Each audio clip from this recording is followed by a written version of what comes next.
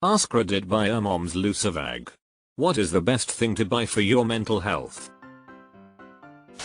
A comfortable mattress. Good quality sleep is super important to your mental health.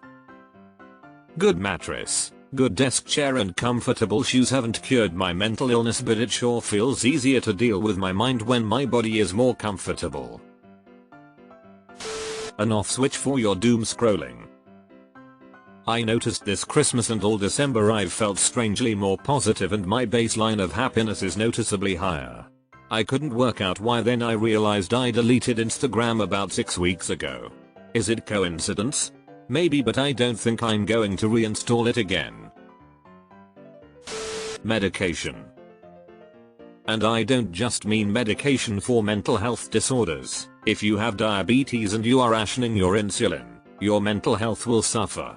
If you get migraines and you are not buying the latest, amazing meds, your mental health will suffer.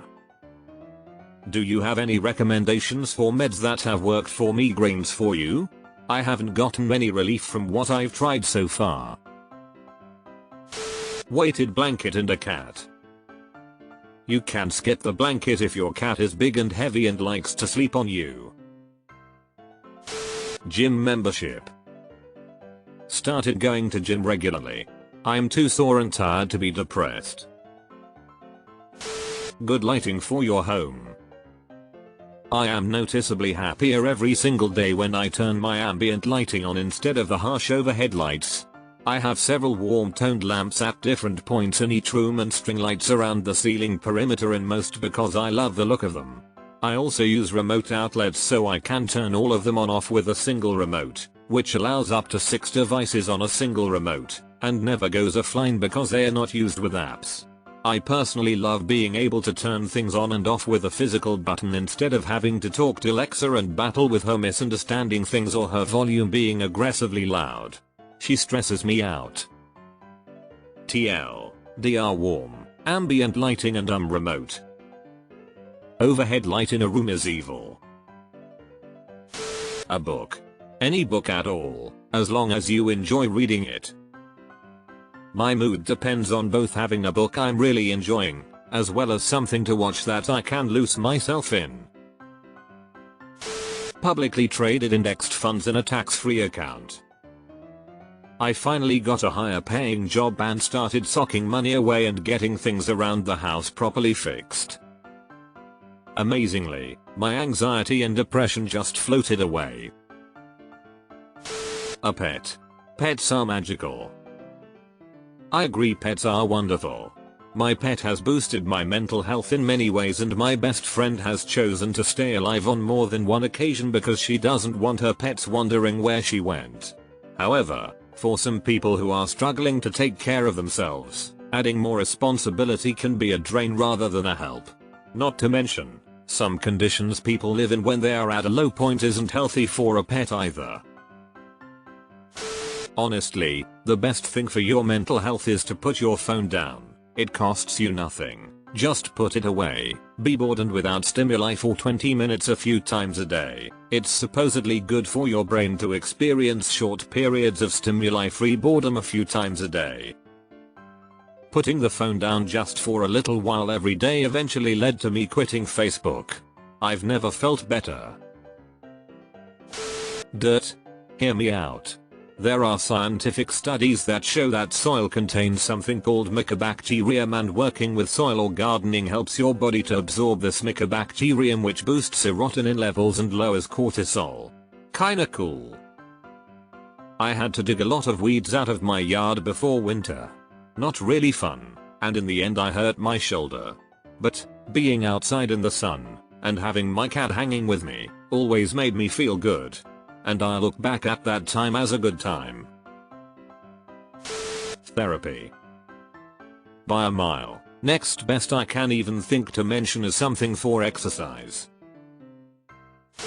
Community college class. I actually made friends as an adult. I never thought this would happen. The class forced us to work together and then we became a crew. This is awesome.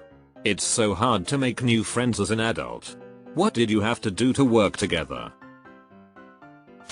Fragrance. Smells control memories and thoughts. Something that makes you feel peaceful, safe, attractive, whatever, priceless. Plants. Plants are so underrated. And it's beautiful to see them grow. I had a small cactus my mom gave me and it lasted for about 2 years before it was dropped and it was never the same.